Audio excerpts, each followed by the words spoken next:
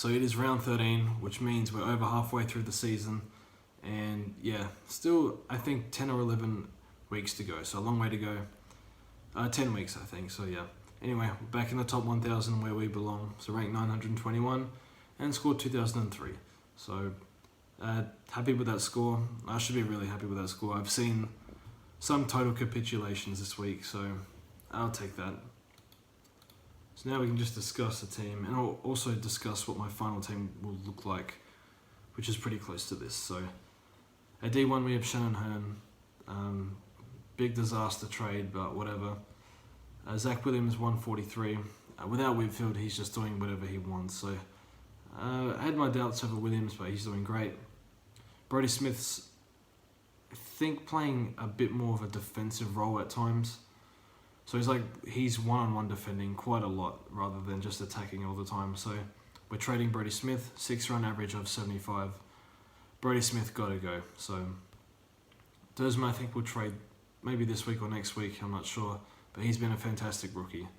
Plays Geelong this week, so tough game. Callum Wilkie was supposed to be Sicily or Ryan, but he outscored both, so I'll take that. We had to deal with trading Jake Steele, my worst pick of the year, because he hurt himself at training, so that meant we couldn't trade Wilkie, but it worked out. And then Nash has been really good, so hopefully he holds his spot. And we'll just fix up this. I think we have 21 playing this week, so should be good. Now in the midfield, we have Nathaniel Fife.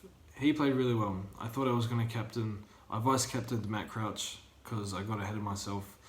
I just got bored on, I think it was Thursday night, and I thought, just vice-captain him. But it didn't work out. My rule is you never change your vice-captain at the last second, so it never works for me. I did it, and it didn't work. Didn't captain Cripps though, so pretty lucky there. I think McRae and Bont did a bit of a job on him, so that's fine. McRae 150, about time. Cogs has been good, Bont's fine. Sloane's a gun, and Matt Crouch is fine. Some people are worried about Matt Crouch. I think he'll be fine. So, is sharing points with Ellis Yeoman, I think, and I'm not sure he's 100% from that ab strain, but maybe he is. I'm not sure. And brought in Nick Hind this week over Bewley. Thought Bewley would get dropped, possibly for Tucker or I think it's Adam Chera, who was out with illness, so wasn't sure if he would get dropped or not next week. So just said we'll go with Nick Hind, who's been really good in the VFL, averaging 115 in the VFL, playing halfback, but no Richo put him at half forward, so a bit unfortunate, but yeah. Instead playing Armitage at halfback, so Richo is definitely going to lose his job pretty soon. So yeah, so we'll just fix this up. I think we have 4 mid-primos with this buy, so not expecting much from the midfield this week.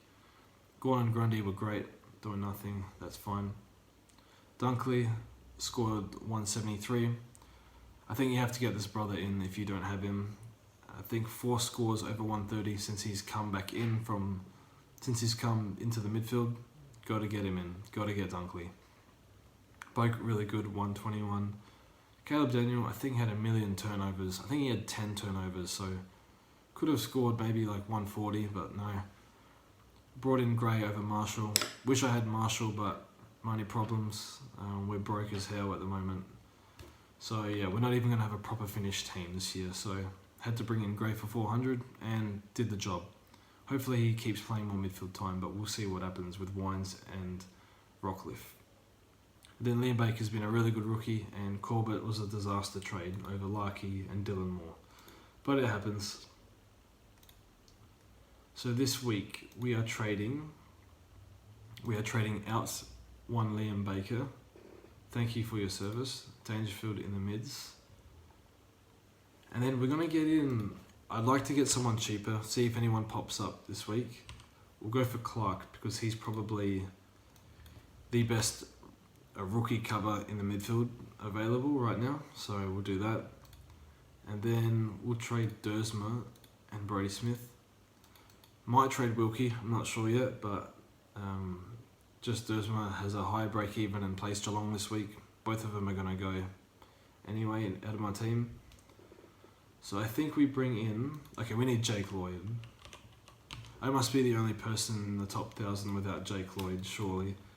And then we're going to get in Tommy Stewart. Just because he plays for Geelong. And they don't look like they're ever going to lose ever again. So that's what we'll do this week. We'll look at what our final team looks like. Then I have to put everyone back on. Okay, we'll do that. So anyway, we have 21 playing. And then... I think 15 premiums, maybe 14, but 15 or 14 premiums, so that's a lot. So this is what the final team will look like, except instead of Wilkie, we will have, I think, Rory led. We're not going to get our hands on Midfield, and there's no way in hell we're getting our hands on Josh Kelly, who is playing like he's never had an injury. He hasn't missed an entire preseason, so... Yeah, a bit unfortunate that we missed Josh Kelly, but see how he goes, see how he pulls up for the rest of the season. And yeah, I'd love to have Marshall up forward over Gray, but can't do that. So yeah, I think, whoopsie, I didn't mean to click Mazda. But yeah, so that'll be the team. So we're keeping Hall, and then Hall will be D6, and Matt Crouch will be M8. So see how we go, and... Yeah, anyway, best of luck this week. This week I think will be an easier week because you can just bring in players that have had their buys, and there's a whole heap of those players. So best of luck, trade out Stack, trade out Baker, etc., trade out Walsh, and yeah, see you soon.